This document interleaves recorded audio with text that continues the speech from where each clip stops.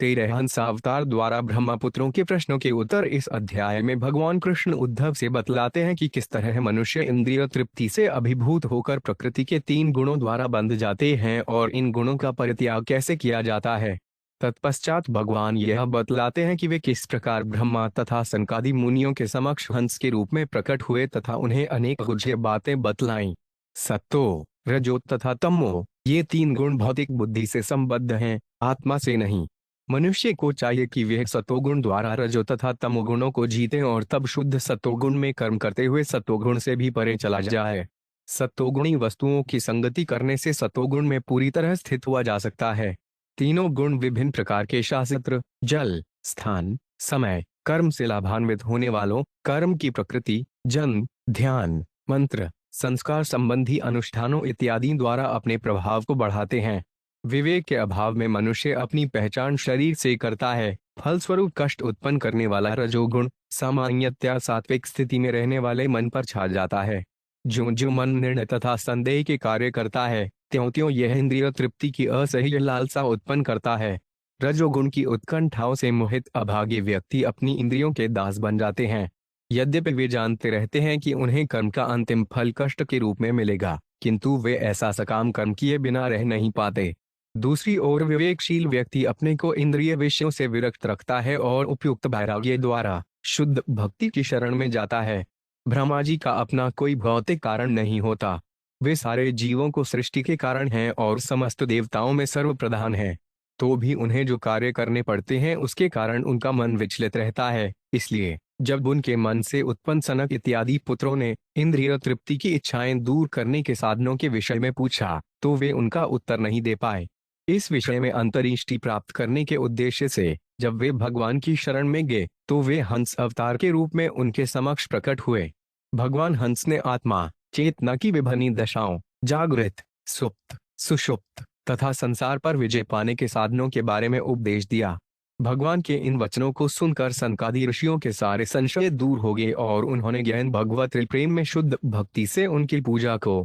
श्री भगवान वाच सत्वन रजस्तम इति गुणा बुद्धिं चात्मन सत्वेनायत मोहयात सत्वन सत्वेन चैवै। 1।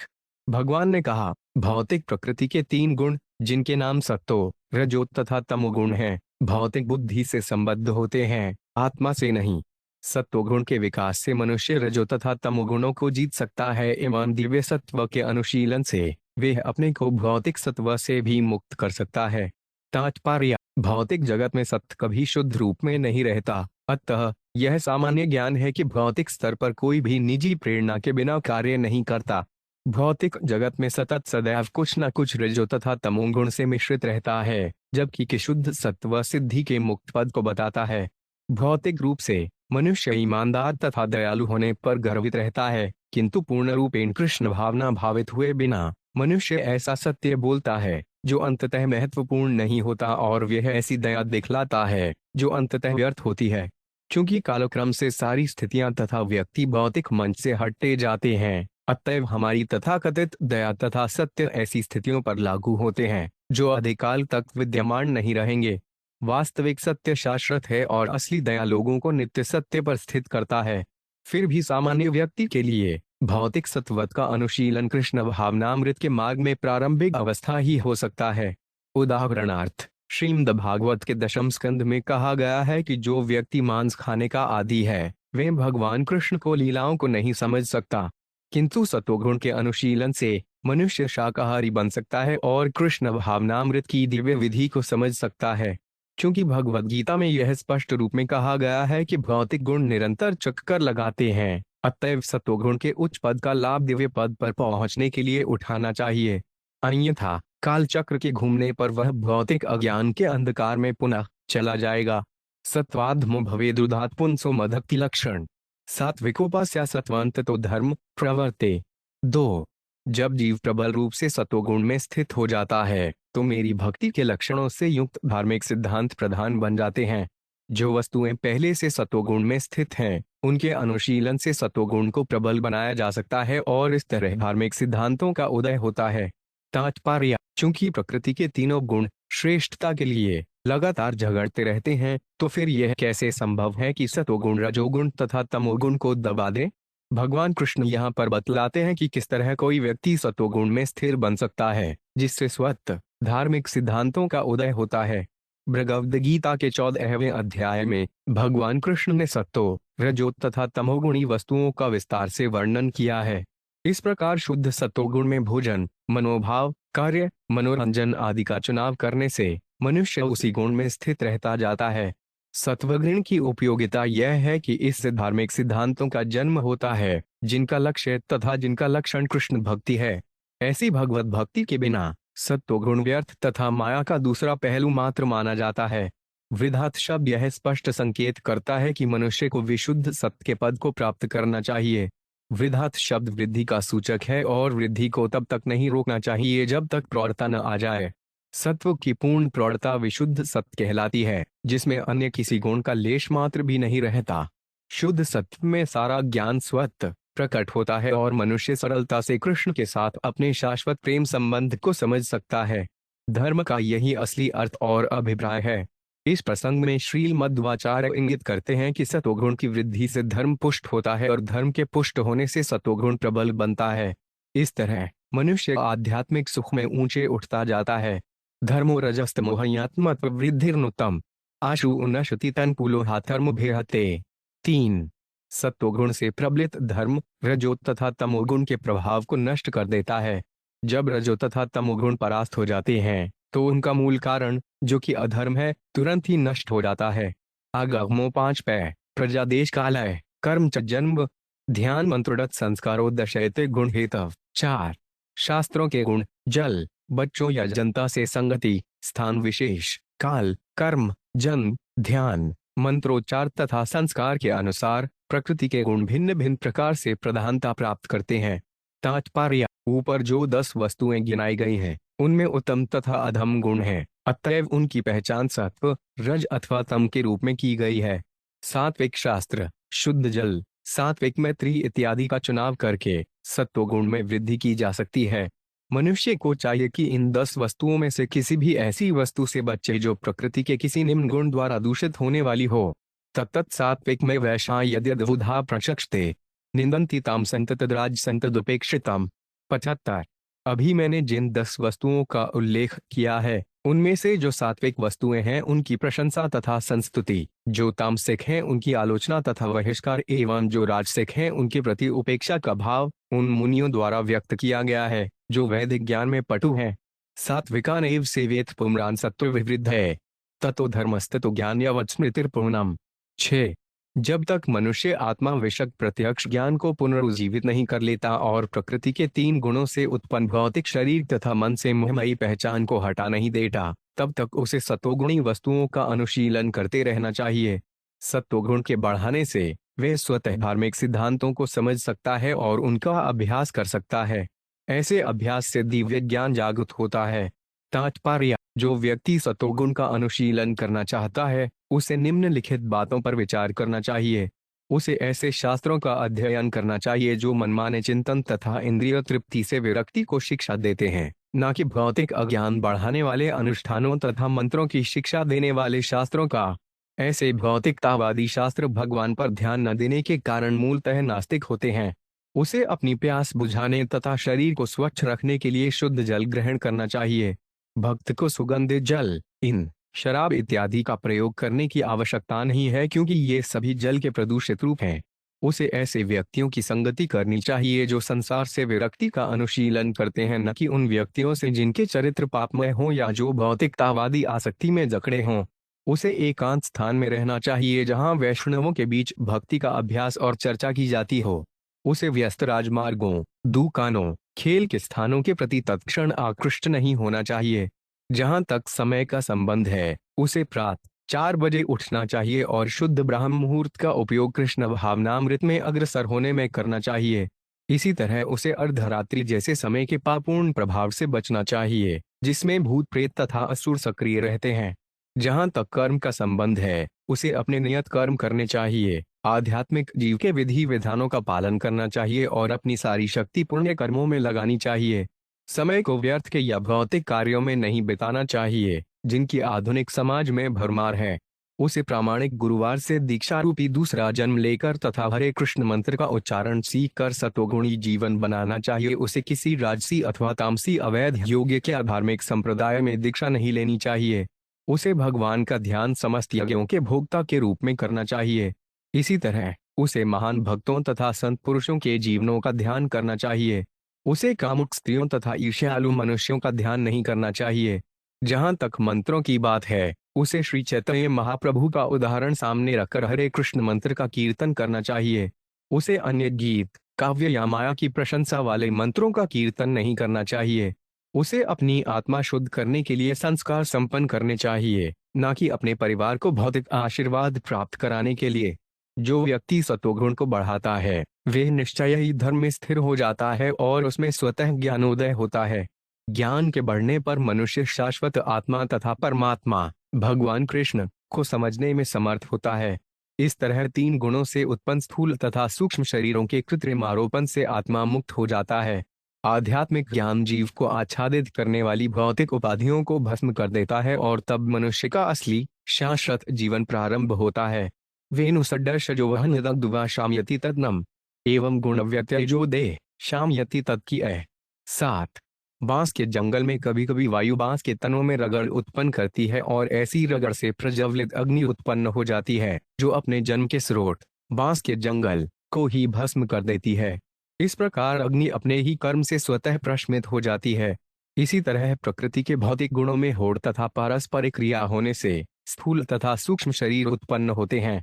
यदि मनुष्य अपने मन तथा शरीर का उपयोग ज्ञान का अनुशीलन करने में करता है, तो ऐसा ज्ञान देह को उत्पन्न करने वाले गुणों के प्रभाव को नष्ट कर देता है। इस तरह अग्नि के ही समान शरीर तथा मन अपने जन्म के स्रोत को विनष्ट करके अपने ही कर्मों से शांत हो जाते हैं। तात्पर्य: इस श्लोक में गुण व्यत्यय शब्द महत्वपूर्ण है। व्यत्यय सूचक है वस्तुओं के सहज क्रम में परिवर्तन या उलटफेर का।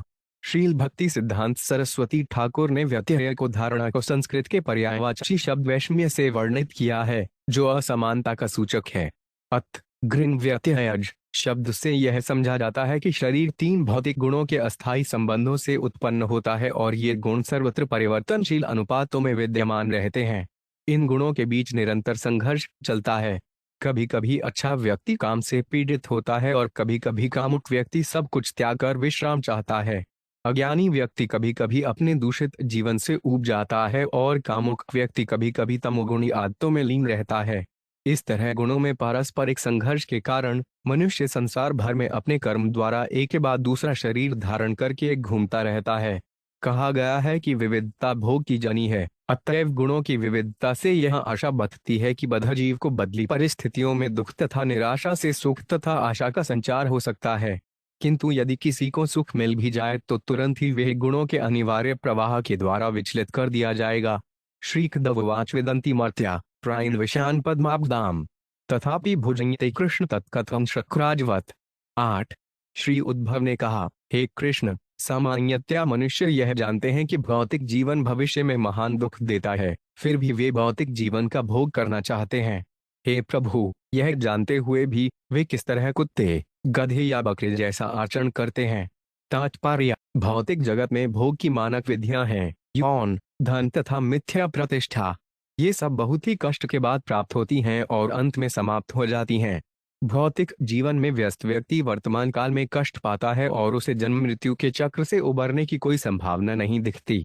अतः मनुष्य जो इन वस्तुओं को देख चुके हैं और उन्हें जानते हैं, वे किस तरह जीवन का भोग कुत्तों, गधों तथा बकरों की तरह करते हैं।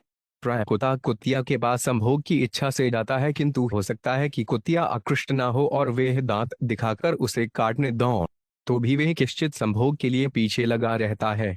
इसी तरह बहुधा ऐसे स्थान से भोजन चुराने पर जहां वह जानता है कि उसे नहीं जाना चाहिए, कुत्ते की पिटाई हो सकती है या वह गोली से मारा जा सकता है।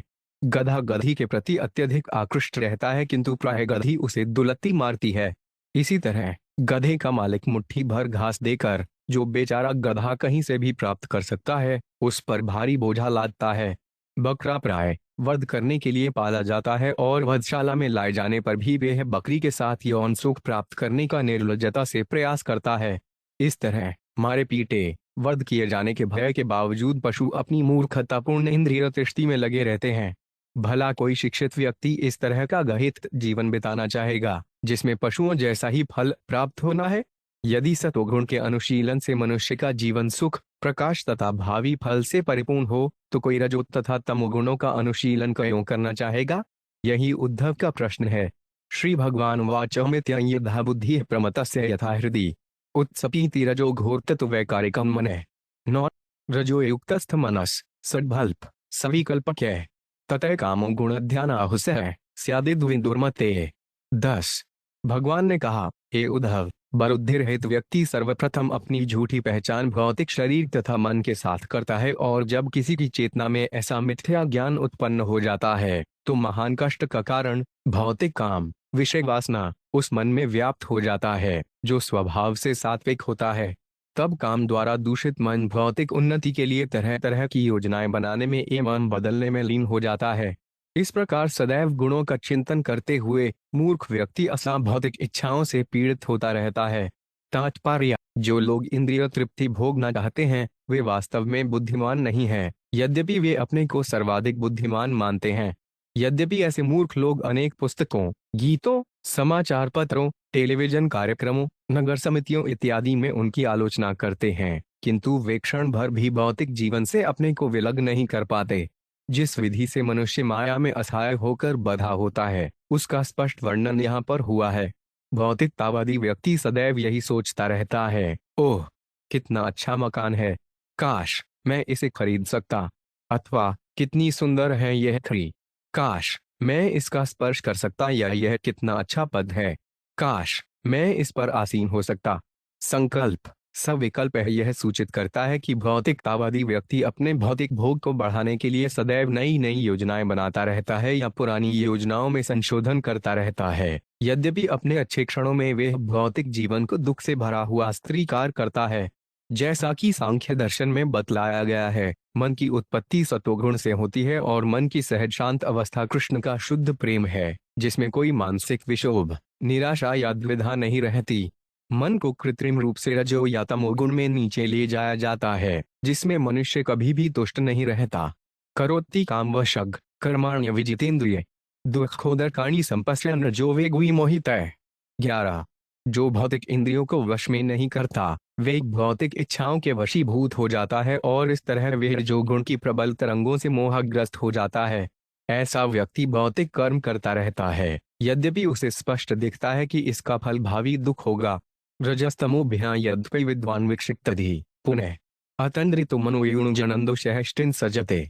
12 यद्यपि विद्वान पुरुष की बुराज धीरजो तथा तमोगुणों से मोहग्रस्त हो सकती है, किंतु उसे चाहिए कि वह सावधानी से अपने मन को पुनः अपने वश में करे। गुणों के कलमश को स्पष्ट देखने से वे आसक्त नहीं होता। अप्रमतो 5 नियोगित मनोमयर्पयर्चनः अनर्विणो यथा कालांजित श्रास्रोजितास्नः। 13 मनुष्य को सावधान तथा गंभीर होना चाहिए और उसे कभी भी आलसी या खिन्न नहीं होना चाहिए। श्वास तथा आसन की योग क्रियाओं में दक्ष बनकर मनुष्य को अपना मन प्रातः, दोपहर तथा संध्या समय मुझ पर एकाग्र करके इस तरह मन को धीरे धीरे मुझ में पूरी तरह से लीन कर लेना चाहिए। एतावान योग आदिष्टो मच्छिषे सनकादिभि सर्वतो मन अकृष्यमय धवेशते यथा। 94 सनक कुमार इत्यादि मेरे भक्तों द्वारा पढ़ाई गई वास्तविक योग पद्धति इतनी ही है कि अन्य सारी वस्तुओं से मन को हटाकर मनुष्य को चाहिए कि उसे सीधे तथा उपयुक्त ढंग से मुझ में लीन कर दे। तात्पर्य यथा शब्द सूचित करता है कि उद्धव की ही तरह हर व्यक्ति को सीधे कृष्ण या कृष्ण के प्रतिनिधि से सुनना चाहिए और अपने मन को भगवान कृष्ण में एकाग्र करना चाहिए। श्री जद्धववाचेदात्वान संकादिभ्यो येन रूपेण केशव योगमादिष्ठवानेत दूपमिच्छा विवेदितुम। 15 श्री उद्धव ने कहा, हे केशव, आपने सनक तथा उनके भाइयों को किस समय तथा किस रूप में योग विद्या के विषय में उपदेश दिया? अब मैं इन बातों के विषय में जानना चाहता हूँ। श्री भगवान वाच पुत्रा हिरण्यगर्भ से मांसासन का दह पाप्रछु पितरन सूक्ष्म योग सैकांतिकी मातिम। 16 भगवान ने कहा, एक बार सनक आदि ब्रह्मा के मानस पुत्रों ने अपने पिता से योग के परम लक्ष्य जैसे अत्यंत गूढ़ विषय के बारे में पूछा। संकादयुचु गुणेश्वाविष्टे चेतो गुणाशयत से चर प्रभो कथमयो ये संत्यागो मुमुक्षोर तेतीशो। 17 संकादि ऋषियों ने कहा, हे प्रभु, लोगों के मन स्वभावतः भौतिक इंद्रिय विषयों के प्रति आकृष्ट रहते हैं और इसी तरह से इंद्रिय विषय इच्छा के रूप में मन में प्रवेश करते हैं। अतएव मोक्ष की इच्छा करने वाला तथा इंद्रिय तृप्ति के कार्यों को लाओगने की इच्छा करने वाला व्यक्ति इंद्रिय विषयों तथा मन के बीच पाए जाने वाले इस पारस्परिक संबंध को कैसे नष्ट करे? कृपया हमें यह समझाएं। तात्पर्य: जैसा कि ऊपर वर्णन हुआ है, जब तक मनुष्य बद्ध रहता है, उसे इंद्रिय विषयों के रूप में प्रकृति के गुण निरंतर विचलित करते रहते हैं और उनके उत्पीड़न से वे वास्तविक जीवन सिद्धि से वंचित रह जाता है। श्री भगवान वाच एवं पुष्ठो महादेव स्वयं भूभूत भावन ध्यायमान है प्रश्न बीजन्नाभिपद कर्मधि। 18। भगवान ने कहा, हे जद्धव, भगवान के शरीर से उत्पन्न तथा भौतिक जगत के समस्त जीवों के स्रष्टा स्वयं ब्रह्मा जी ने सर्वोच्च देवता होने के कारण सनक आदि अपने पुत्रों के प्रश्न पर गंभीरता पूर्वक विचार किया, किंतु ब्रह्मा की बुद्धि अपनी सृष्टि के कार्यों से प्रभावित थी, अतः वे इस प्रश्न का सही उत्तर नहीं ढूंढ सके। तात्पर्य: श्रील जीव गोस्वामी ने श्रीमद् भागवत के द्वितीय स्कंद के निम्नलिखित 3 श्लोक उद्धृत किए हैं। 9वें अध्याय के श्लोक 32 में भगवान कृष्ण ने ब्रह्मा को भगवान के असली रूप, गुण तथा कार्यों के विज्ञान का वर दिया। 9वें अध्याय के श्लोक 37 में भगवान ने ब्रह्मा को आदेशों का हरता से पालन किए जाने की आज्ञा दी और पुष्टि की कि इस तरह वे अपने ब्रह्मांड संबंधी निर्णय लेने में कभी मोहग्रस्त नहीं होंगे। 6ठे अध्याय के श्लोक 34 में ब्रह्मा ने अपने पुत्र नारद को आश्वस्त किया, हे नारद, चूंकि मैंने अत्यंत उत्साह के साथ भगवान के चरण कमलों की शरण ग्रहण की है, अतएव मैंने जो भी कहा है वह मिथ्या नहीं सिद्ध हुआ। न ही मेरे मन की गति बाधित होती है, न ही पदार्थ के प्रति क्षणिक अनुरक्ति से मेरी इंद्रियां नीचे गिरती हैं। 11वें स्कंद के 13वें अध्याय के इस श्लोक में कृष्ण कहते हैं कि दुर्भाग्यवश ब्रह्मा अपने सृजनात्मक कार्यों से विमोहित हो गए। इस तरह उन्होंने भगवान के शक्ति प्रदत्त प्रतिनिधियों के लिए गंभीर शिक्षा प्रस्तुत को है। भले ही कोई भगवान की दिव्य भक्ति के उच्च पद को प्राप्त कर ले, किंतु सदैव इसका खतरा बना रहता है कि मिथ्या अभिमान किसी भी क्षण भक्ति मनोवृत्ति को दूषित न कर दे। समाम चिंतित देव प्रश्न पार्थेतीर्षया तस्याह हंस रूपेण सकाशमग्मंतदा। 19।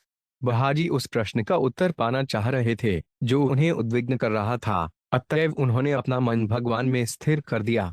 उस समय मैं अपने हंस रूप में ब्रह्मा को दृष्टिगोचर हुआ। तात्पर्य: हंस का अर्थ है हंस पक्षी, जिसमें दूध तथा पानी के मिश्रण में से पौष्टिक दूध को विलग करने की विशेष क्षमता होती है। इसी प्रकार भौतिक गुणों में से ब्रह्मा की शुद्ध चेतना को विलग करने के लिए भगवान कृष्ण हंस के रूप में प्रकट हुए। इदमांत उपब्जे कृत्वा पादाभिवंदनम ब्रह्मांड मग्रतः कृत्वा पप्रछु को भवान्यति। 20। इस प्रकार मुझे देखकर सारे मुनि ब्रह्मा को आगे करके आगे आए और मेरे चरण कमलों की पूजा की। तत्पश्चात उन्होंने साफ पूछा कि आप कौन हैं? तात्पर्य: श्रील भक्ति सिद्धांत सरस्वती ठाकुर ने टीका की है। जब ब्रह्मा जी मुनियों द्वारा पूछे गए प्रश्नों का उत्तर नहीं दे पाए तो उन्होंने अपना मन भगवान के चिंतन में लगा दिया। तब भगवान ने हंस का रूप धारण किया और वे ब्रह्मा तथा मुनियों के समक्ष प्रकट हुए तो उन्होंने भगवान की विशेष पहचान के बारे में पूछताछ की। तेहन मुनिभ्यः पृष्ठस्तत्व जिज्ञासुभिस्तदा यद्वोच महन्तेभ्यस्तदुद्धव निबोध में 29। हे उद्धव, मुनिगण योग पद्धति के परम सत्य को जानने के इच्छुक थे, अतएव उन्होंने मुझसे इस प्रकार पूछा। मैंने मुनियों से जो कुछ कहा उसे अब मुझसे सुनो। वस्तुनो यद्यनानात्व आत्मनः प्रश्न विषय कर्थ घटेत वो विप्रवक्तुर्वा में क आश्रय। 22। हे ब्राह्मणों, यदि तुम लोग मुझसे पूछते हो कि मैं कौन हूँ, तो यदि तुम यह विश्वास करते हो कि मैं भी जीव हूँ और हम लोगों में कोई अंतर नहीं है, क्योंकि अंततः सारे जीव एक हैं, तो फिर तुम लोगों का प्रश्न किस तरह संभव या उपयुक्त युक्ति संगत है? अंततः तुम्हारा और मेरा दोनों का असली आश्रय क्या है? तात्पर्य: आश्रय का अर्थ है शरण।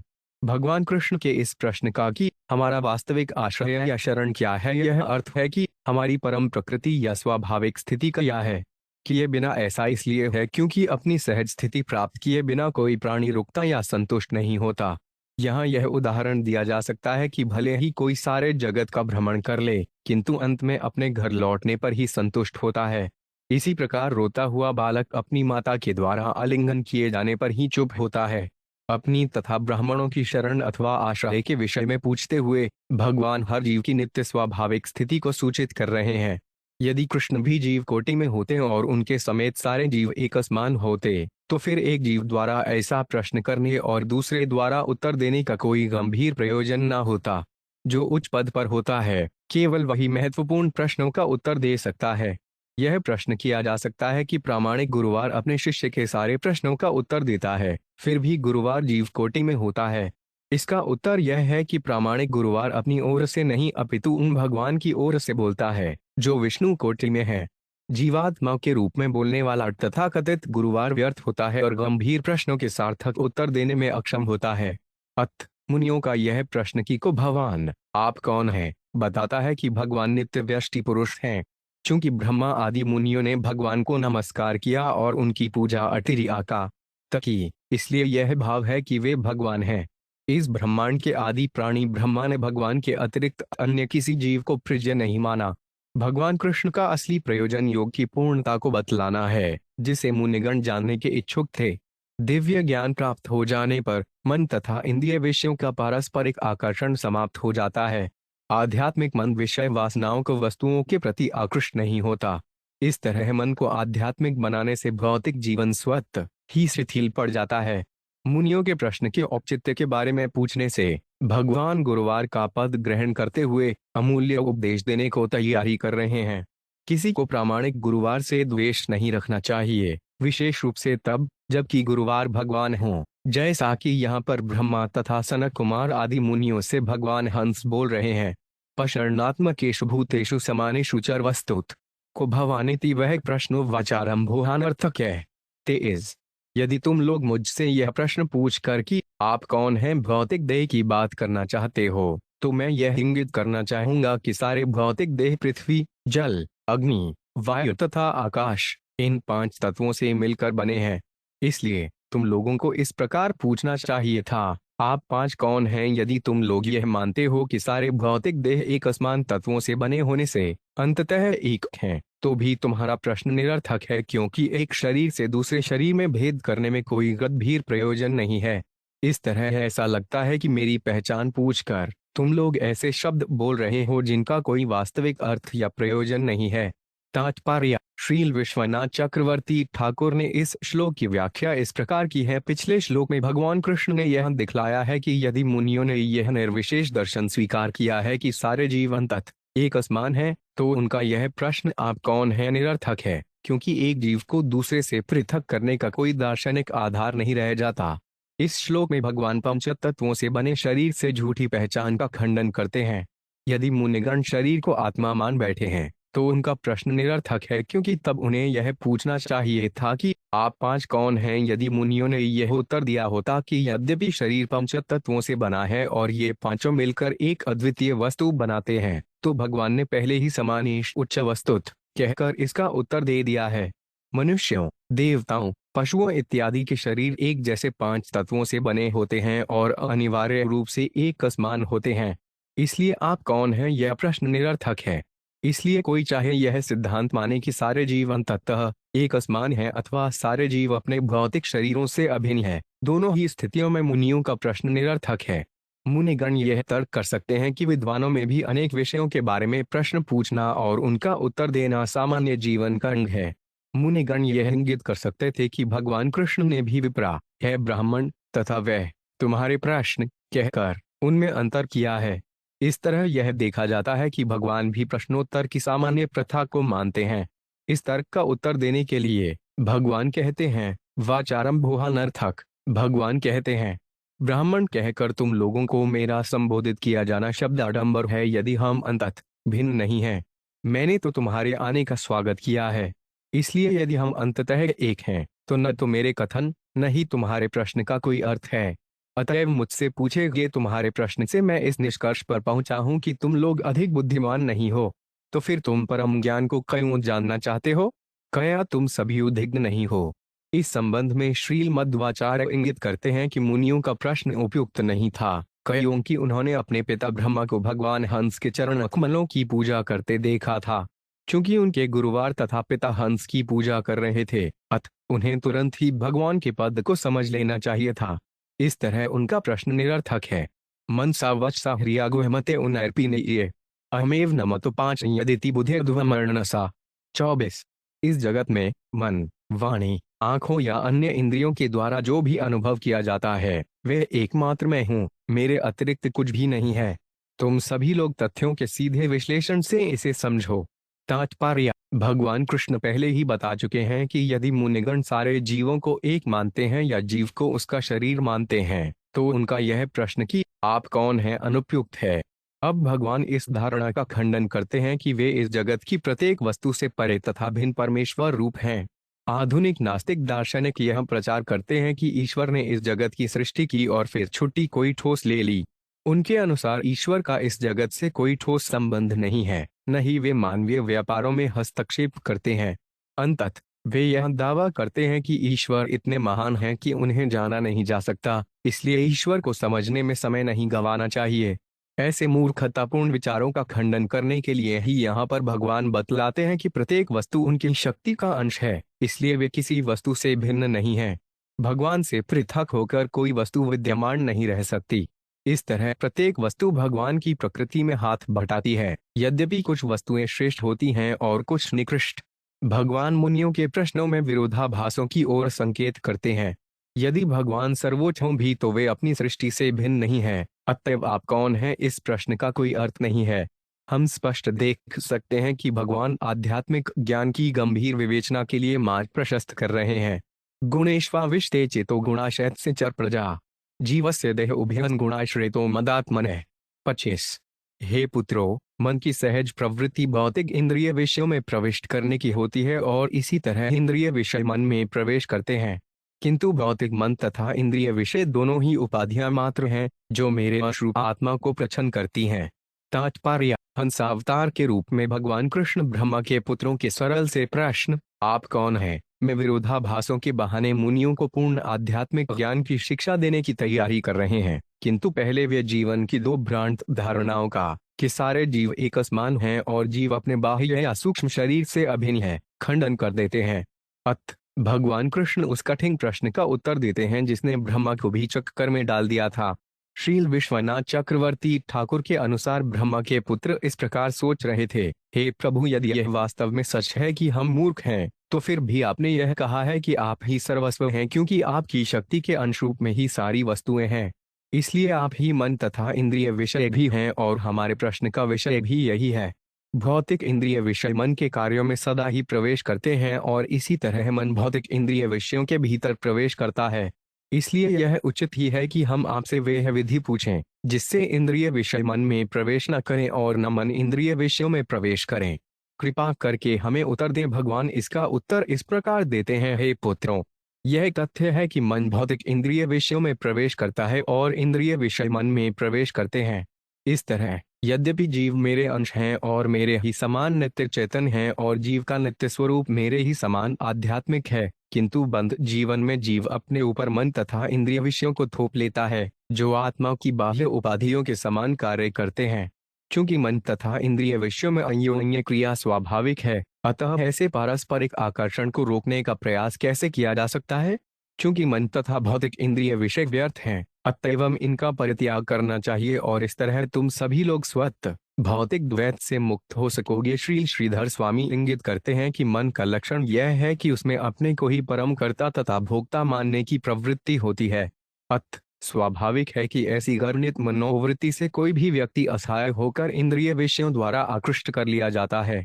जो अपने को कर्ता तथा भोक्ता मानता है वे इंद्रिय तृप्ति तथा मिथ्या प्रतिष्ठा अर्थात भौतिक वस्तुओं का शोषण प्राप्त करने के साधनों की ओर बलात् आकृष्ट होता है। किंतु मन के ऊपर भी बुद्धि है जो नित्य आत्मा के अस्तित्व का अनुभव कर सकती है। मन को इंद्रिय विषय से विलग कर पाना संभव नहीं है क्योंकि वे साथ साथ रहते हैं। इसलिए मनुष्य को बुद्धि द्वारा अपने आत्मा रूपी नित्य स्वरूप की, जो कि भगवान का अंश है, अनुभूति करनी होगी और व्यर्थ की भौतिक मनोवृत्ति का परित्याग करना होगा। जो व्यक्ति अपनी आदि आध्यात्मिक मनोवृत्ति को जागृत कर लेता है वह स्वतः ही भौतिक आकर्षण से विरक्त हो जाता है। इसलिए इंद्रिय तृप्ति के मिथ्या होने का ज्ञान उत्पन्न करना होगा। जब मन या इंद्रियां भौतिक भोग की ओर आकर्षित होती हैं तो श्रेष्ठ बुद्धि को ऐसे मौका तुरंत पता लगा लेना चाहिए।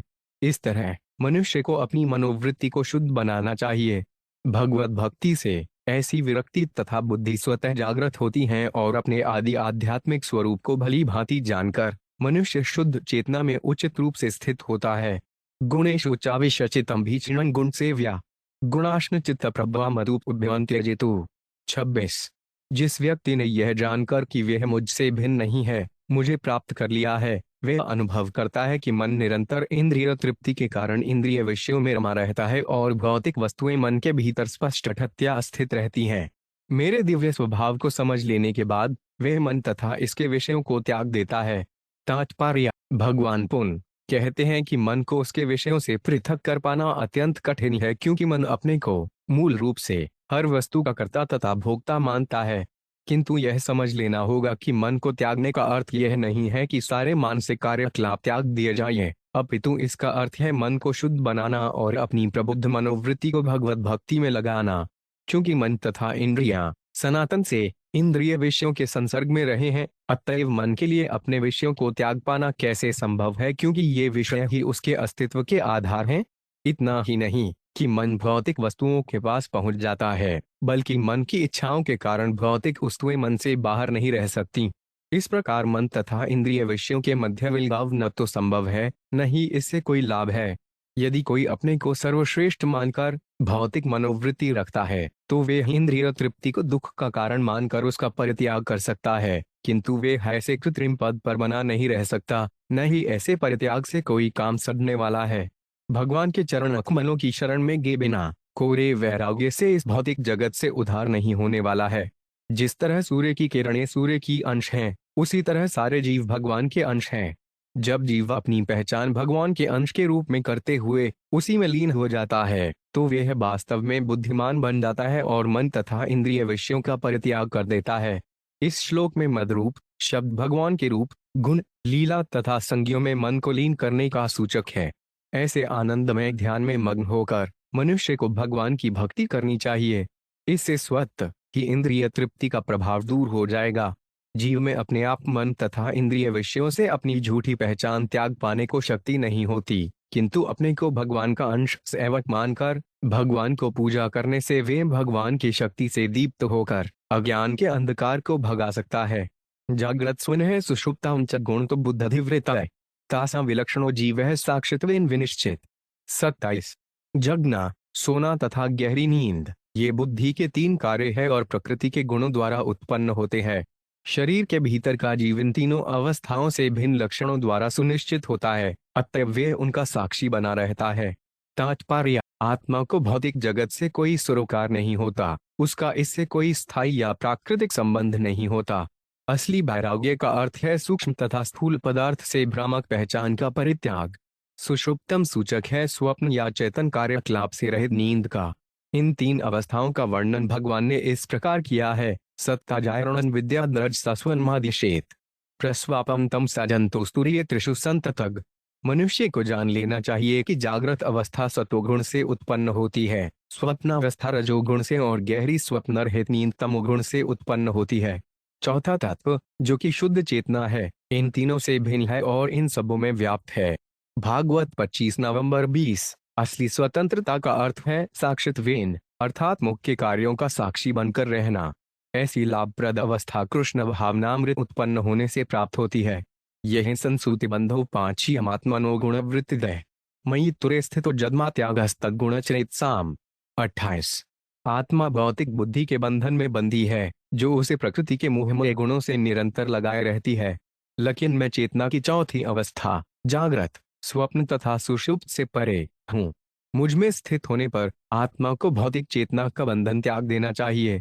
उस समय जीव स्वतः भौतिक इंद्रिय विषयों तथा भौतिक मन को त्याग देगा।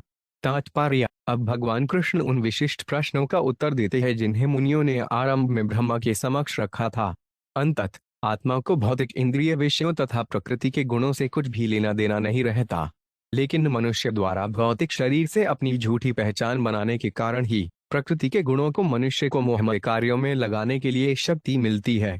आत्मा पदार्थ के साथ इस झूठी पहचान को नष्ट करके गुणों द्वारा प्रदत्त मोहमय वृत्तियों को त्याग देता है। इस श्लोक में स्पष्ट कहा गया है कि जीव को इसलिए शक्ति प्रदान नहीं की गई है कि वह स्वतंत्र रूप से अपने को मोह से मुक्त कर सके, अपितु उसे चाहिए कि वे भगवान की पूर्ण चेतना में रहकर अपने को कृष्ण भावनामृत के पद पर ले जाए। अहंकृतं बंधमात्मनो तीन विपर्ययम् विद्वा निर्विद्य संसार चिंता तुरे स्थित जेतु। 29। जीव का अहंकार उसे बंधन में डालता है और जीव जो चाहता है उसका सर्वथा विपरीत उसे देता है। अतएव बुद्धिमान व्यक्ति को चाहिए कि भौतिक जीवन भोगने की स्थायी चिंता को त्याग दे और भगवान में स्थित रहे, जो भौतिक चेतना के कार्यों से परे है। तात्पर्य। श्रील श्रीधर स्वामी ने इस प्रकार टीका की है। संसार किस तरह से जीव का बंधन उत्पन्न करता है और ऐसे बंधन को कैसे त्यागा जा सकता है। यहाँ पर इसकी व्याख्या भगवान ने अहंकार कृतम शब्द द्वारा की है। मिथ्या गर्व के कारण मनुष्य मोह के पाश में बंध जाता है। अर्थविषय सूचित करता है कि यद्यपि जीव आनंदमय जीवन, नित्यता तथा ज्ञान चाहता है, किंतु वह ऐसी विधियां अपनाता है जो उसके आनंदमय जीवन तथा नित्यता को आच्छादित करके उसे इनके सर्वथा विपरीत फल देती है। जीव मृत्यु तथा कष्ट नहीं चाहता, किंतु ये वस्तुतः जगत के फल है। अतएव जगत सभी व्यावहारिक कार्यों के लिए व्यर्थ है। बुद्धिमान पुरुष को भौतिक जीवन के दुख का चिंतन करना चाहिए और इस तरह दिव्य भगवान में स्थित होना चाहिए। संसार चिंता शब्द को इस प्रकार समझा जा सकता है। संसार सूचक है भौतिक बुद्धि का, क्योंकि जगत जीव की मिथ्या बौद्धिक पहचान का प्रतिफल है। इस गलत पहचान के कारण ही मनुष्य संसार चिंताम से अभिभूत हो जाता है। उसे भगवान में स्थित होना चाहिए और व्यर्थ की चिंता त्याग देना चाहिए। यावत् नानार्थथ्री पुंसुना निवर्तेत युक्ति भी जागर्थ्यपि स्वप्न गए स्वप्न जागरण यथा 30।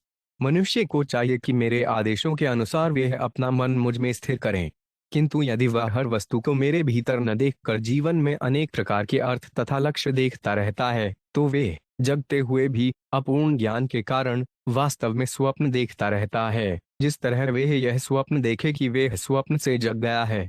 तात्पर्य। जो व्यक्ति कृष्ण भावना भावित नहीं है, वह यह नहीं समझ सकता कि हर वस्तु भगवान कृष्ण के भीतर स्थित है। अतएव उसके लिए इंद्रिय तृप्ति से विलग हो पाना असंभव होता है। वह मोक्ष की कोई विशेष विधि अपना सकता है और अपने को बचा हुआ मान सकता है, तो भी उसका भौतिक बंधन बना रहेगा और वह जगत से अपनी आसक्ति बनाए रखेगा। कभी कभी वह स्वप्न देखते समय कल्पना करता है कि वह स्वप्न से जग गया है और सामान्य चेतना का अनुभव कर रहा है। इसी तरह मनुष्य अपने को बचा हुआ, सुरक्षित मान सकता है, किंतु यदि वे भगवान की भक्ति का संदर्भ दिए बिना अच्छे बुरे के निर्णय में लीन रहता जाता है, तो वे भौतिकवादिता की झूठी पहचान से आच्छादित हुआ बद्धजीव माना जाता है। अमतवादात्मनो हनेशा भावान अतत्कृता भेदा गत्यो हेत्वश्वासिम ऋषा स्वजशो यथा। 31। उन जगत की अवस्थाओं का जिन्हें भगवान से पृथक सोचा जाता है, वास्तविक अस्तित्व नहीं होता, यद्यपि वे परब्रह्म से पृथकत्व की भावना उत्पन्न करती है। जिस तरह स्वप्न देखने वाला नाना प्रकार के कार्यों तथा फलों की कल्पना करता है, उसी तरह भगवान से पृथक अस्तित्व की भावना से जीव झूठे ही सकाम कर्मों को भावी फल तथा गंतव्य का कारण सोचता हुआ कर्म करता है। तात्पर्य। श्रील विश्वनाथ चक्रवर्ती ठाकुर ने निम्न प्रकार से टीका की है। यद्यपि भगवान कृष्ण ने हंस अवतार के रूप में उस बुद्धि की निंदा की है जो जगत में द्वैत तथा पृथक मूल्य देखती है, किंतु वर्णशय धर्म की स्थापना तो स्वयं वेदों द्वारा की जाती है, जिससे मानव समाज विभिन्न जातियों, वृत्तियों तथा आध्यात्मिक पदों में बटा हुआ है। तो भला भगवान इस वैदिक प्रणाली से श्रद्धा हटाने के लिए संस्तुति कैसे करने लगे? इसका उत्तर इस श्लोक में दिया गया है, जो इस प्रकार है। अनाशा भावना या अस्तित्व की अन्य दशाओं के पद भौतिक शरीर, मन, वृत्ति इत्यादि के साथ झूठी पहचान के असंख्य विभागों का द्योतन करता है। ऐसी पहचान मोह है और वर्णाश्रम प्रणाली के भौतिक विभाग निश्चय ही इस मोह पर आधारित है। वैदिक ग्रंथ स्वर्ग में वास जैसे फल का वचन देते हैं और ऐसे फलों को प्राप्त करने के लिए साधनों की संस्तुति करते हैं, किंतु ये फल तथा उन्हें प्राप्त करने के साधन अंततः मोह है। चूंकि यह जगत भगवान की सृष्टि है, तैव कोई इससे इनकार नहीं कर सकता कि इसका अस्तित्व सत्य है, किंतु जीव जो इस जगत की वस्तुओं को अपनी विपौती समझता है, निश्चित रूप से मोहग्रस्त होता है। यहाँ पर दृष्टांत दिया जा सकता है कि खरगोश सत्य है और सींग भी सत्य है, किंतु यदि कोई खरगोश के सींगों की कल्पना करता है तो यह निश्चय ही मोह है, यद्यपि खरगोश के सींग स्वप्न में दिख सकते हैं। इसी तरह जीव भौतिक जगत के भीतर स्थायी संबंधों का स्वप्न देखता है हो सकता है कि कोई यह स्वप्न देखे कि वह खीर खा रहा है, किंतु स्वप्न के इस राजसी भोजन में कोई पोषक मान नहीं होता। इस संबंध में श्रील भक्ति सिद्धांत सरस्वती ठाकुर की टिप्पणी है कि जिस तरह मनुष्य जगने पर स्वप्न का अनुभव तुरंत भूल जाता है, उसी तरह कृष्ण भावनामृत में स्थित मुक्तात्मा वेदों द्वारा प्रदान किए गए अच्छे से अच्छे फल को, यथा स्वर्गलोक जाने को, निसार देखता है। इसीलिए भगवान ने भगवद गीता में अर्जुन को धर्म के नाम पर किए जाने वाले कर्मकांडों से विचलित न होकर आत्म साक्षात्कार में स्थिर रहने की सलाह दी है। यो जाग्रे बहिर्नुक्षण धर्मिणोचार्थान भुड़े समस्त करणैधि तत्सदक्षान स्वप्ने सुषुप्त उपसनैर्ते स एक स्मरित्यन्वयात्रि गुणवृत्तिभिन्द्रियेश 32। जागृत रहने पर जीव अपनी सारी इंद्रियों से भौतिक शरीर तथा मन के सारे क्षणिक गुणों का भोग करता है। स्व के समय वह मन के भीतर ऐसे ही अनुभवों का आनंद लेता है और प्रगाढ़ स्वप्न रहित निद्रा में ऐसे सारे अनुभव अज्ञान में मिल जाते हैं। जागृति, स्वप्न तथा सुषुप्ति की सरणी को स्मरण करते तथा सोचते हुए जीव यह समझ सकता है कि वह चेतना की तीनों अवस्थाओं में एक ही है और दिव्य है। इस तरह वे अपनी इंद्रियों का स्वामी बन जाता है। तात्पर्य: इस अध्याय के श्लोक 30 में कृष्ण ने कहा है कि मनुष्य को उचित साधनों से भौतिक हित से दूर हो जाना चाहिए। भगवान अब उसी की व्याख्या करते हैं।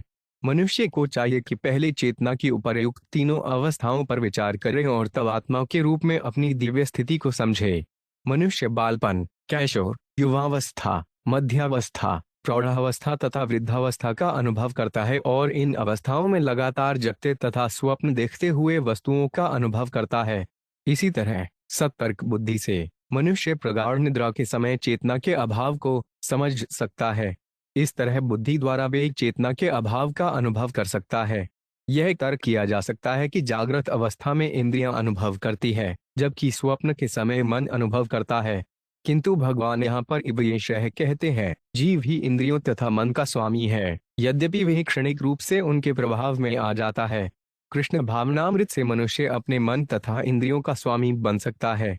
यही नहीं, क्योंकि जीव चेतना की इन तीनों अवस्थाओं में अपने अनुभवों को स्मरण रख सकता है, इसीलिए वह चेतना की सारी अवस्थाओं का अनुभव करता या दृष्ट है। वह स्मरण करता है, मैंने स्वप्न में इतनी सारी वस्तुएं देखीं, किंतु उसके बाद स्वप्न टूट गया और मैं कुछ भी न देख सका। अब मैं जग रहा हूँ। हर व्यक्ति इस सर्वव्यापी अनुभव को समझ सकता है और इसी तरह वह यह समझ सकता है कि उसको वास्तविक पहचान सत्ता, शरीर तथा मन से पृथक है। एवं विमृश्य गुण तो मनसस्त्यवस्था मन माया मयिकृता इति निशितार्था सज्जिच्छद्यहार्दम न मानस दुक्त तीक्ष्ण ज्ञानासीना भजतमाखिल संशयाधिम। 33। तुम्हें विचार करना चाहिए कि किस तरह प्रकृति के गुणों द्वारा उत्पन्न मन की ये तीन अवस्थाएं मेरी माया शक्ति के प्रभाव से मुझ में कृत्रिम रूप से विद्यमान मानी गई है। तुम्हें आत्मा की सत्यता को सुनिश्चित कर लेने के बाद तर्क तथा मुनियों एवं वैदिक ग्रंथों के आदेशों से प्राप्त ज्ञान रूपी तेज तलवार से मिथ्या अभिमान को पूरी तरह काट डालना चाहिए, क्योंकि यही समस्त संशयों को प्रश्नय देने वाला है। तब तुम सबों को अपने हृदयों में स्थित मेरी पूजा करनी चाहिए। जिसने है तात्पर्य, जिसने दिव्य ज्ञान प्राप्त कर लिया है, वह सामान्य चेतना की तीन अवस्थाओं जागृत, स्व, सुषुप्त पर आश्रित नहीं रहता। इस तरह वह अपने मन को भगवान की अपराशक्ति का भोक्ता बनने की प्रवृत्ति से मुक्त कर लेता है और हर वस्तु को भगवान की शक्ति के रूप में देखता है, जो कि केवल भगवान के भोग के लिए होती है। चेतना को ऐसी अवस्था में मनुष्य सहज ही भगवान की भक्ति में आता है, जिसे भगवान हंस ब्रह्मा के पुत्रों से ग्रहण करने का उपदेश दे रहे हैं।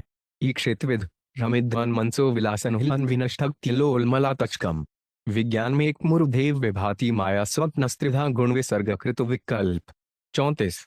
मनुष्य को देखना चाहिए कि यह भौतिक जगत मन में प्रकट होने वाला स्पष्ट भ्रम है, क्योंकि भौतिक वस्तुओं का अस्तित्व अत्यंत क्षणिक है और वे आज है किंतु कल नहीं रहेंगी।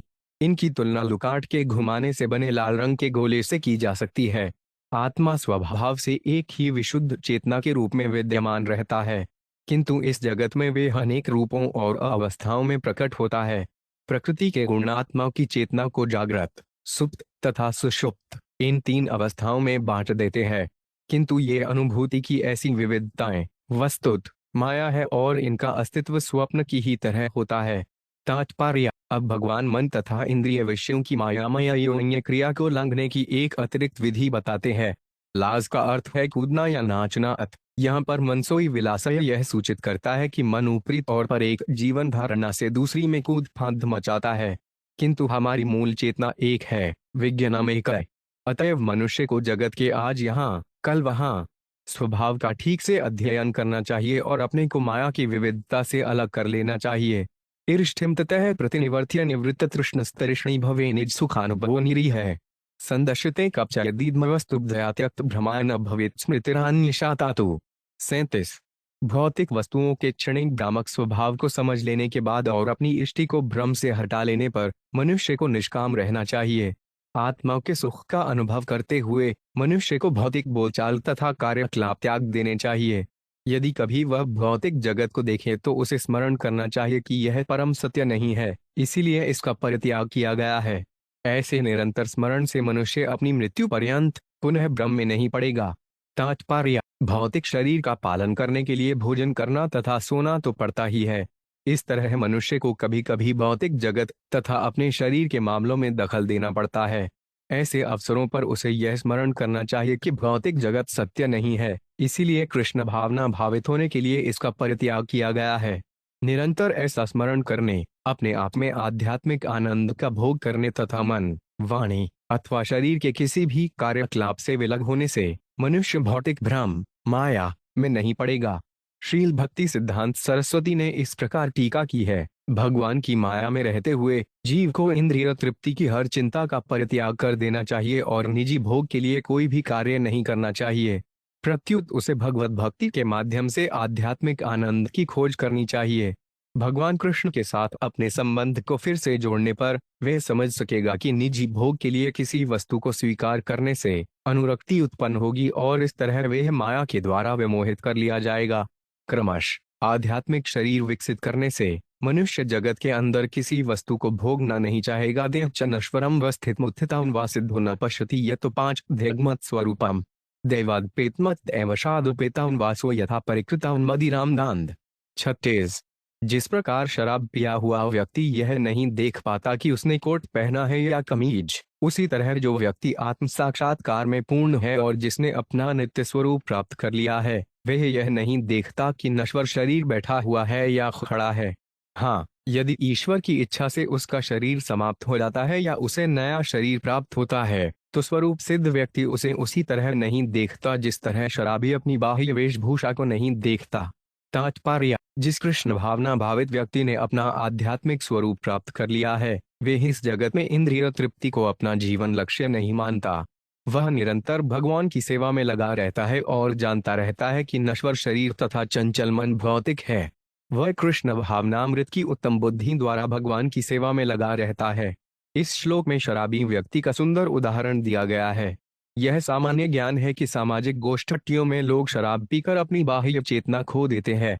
इसी प्रकार मुक्तात्मा पहले से आध्यात्मिक शरीर प्राप्त कर चुकने के कारण यह जानता रहता है कि उसका अस्तित्व भौतिक शरीर पर निर्भर नहीं करता।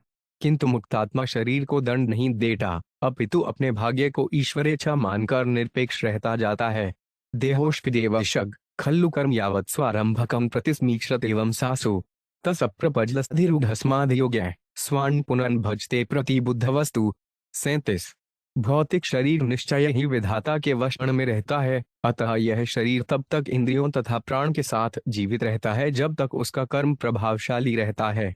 किंतु स्वरूप सिद्धात्मा, जो परम सत्य के प्रति प्रबुद्ध हो चुका है और जो योग की पूर्ण अवस्था में उच्चारूढ़ है, कभी भी शरीर तथा उसकी अनेक अभिव्यक्तियों के समक्ष नतमस्तक नहीं होगा, क्योंकि वह इसे स्वप्न में देखे गए शरीर के समान जानता है। तात्पर्य: यद्यपि भगवान कृष्ण ने पिछले श्लोक में संस्तुति की है कि स्वरूप सिद्धात्मा को शरीर पर ध्यान नहीं देना चाहिए, किंतु यहाँ पर दिए हुए भगवान के कथन से स्पष्ट है कि मनुष्य को मूर्खतावश न तो शरीर को भूखों मारना चाहिए न क्षति पहुंचानी चाहिए, अपितु तब तक धैर्य पूर्वक प्रतीक्षा करनी चाहिए जब तक पिछले कर्मफल की श्रृंखला पूरी तरह समाप्त नहीं हो जाती। उस समय शरीर दैव के अनुसार स्वतः मर जाएगा। तब निम्नलिखित संशय उठ सकता है: क्या यदि कृष्ण भावना भावित व्यक्ति शरीर के पालन में ठीक से ध्यान देता है तो वे फिर से अनुरक्त हो सकता है?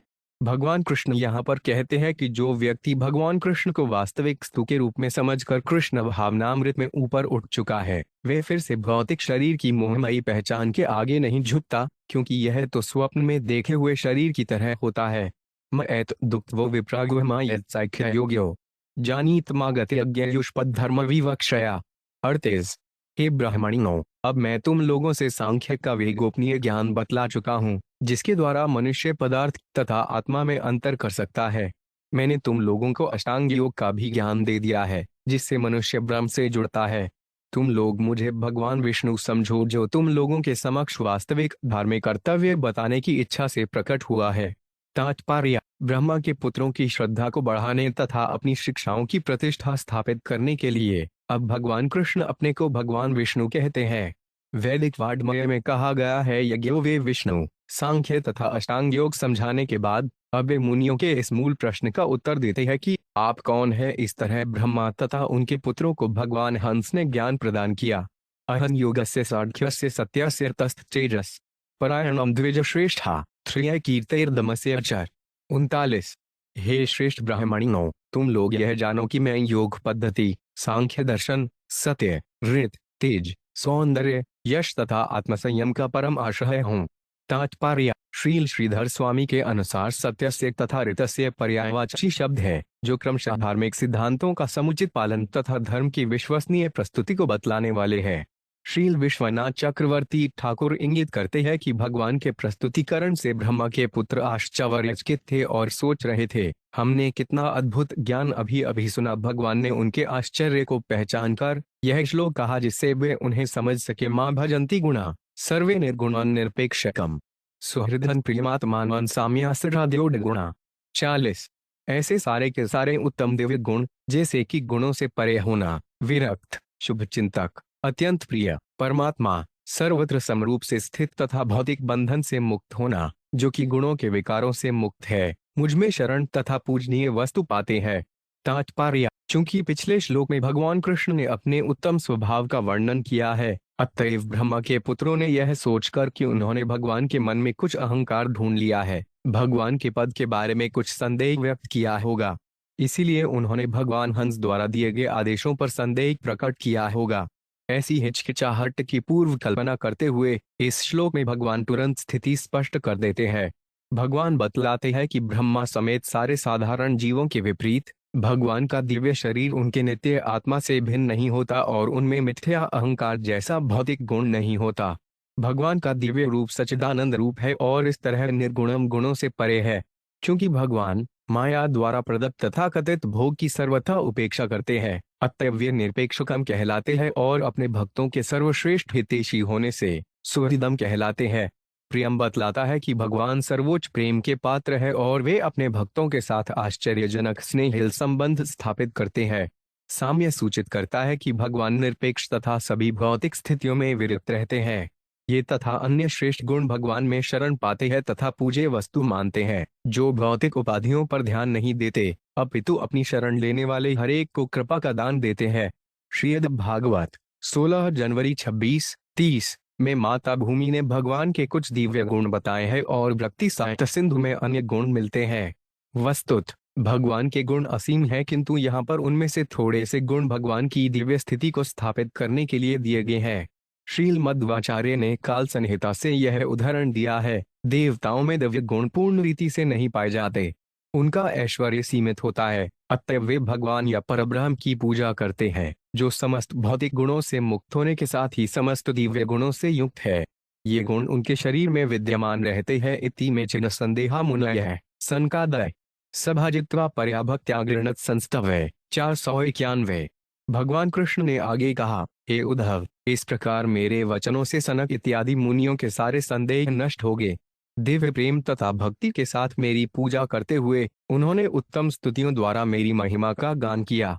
तैर्हन पूजित संयक संस्तुतः परमर्पित भी प्रत्याय स्वकम धाम पश्रितः परमेष्ठलिन। 42। इस तरह सनक ऋषि इत्यादि महामुनियों ने मेरी भली भांति पूजा की और मेरे यश का गान किया। मैं ब्रह्मा के देखते देखते अपने धाम लौट गया। इस प्रकार श्रीमद् भागवतर के 11वें स्कंद के हंसावतार द्वारा ब्रह्मपुत्रों के प्रश्नों के उत्तर नामक 13वें अध्याय के श्रील भक्ति वेदांत स्वामी प्रभुपाद के विनीत सेवकों द्वारा रचित तात्पर्य पूर्ण हुए।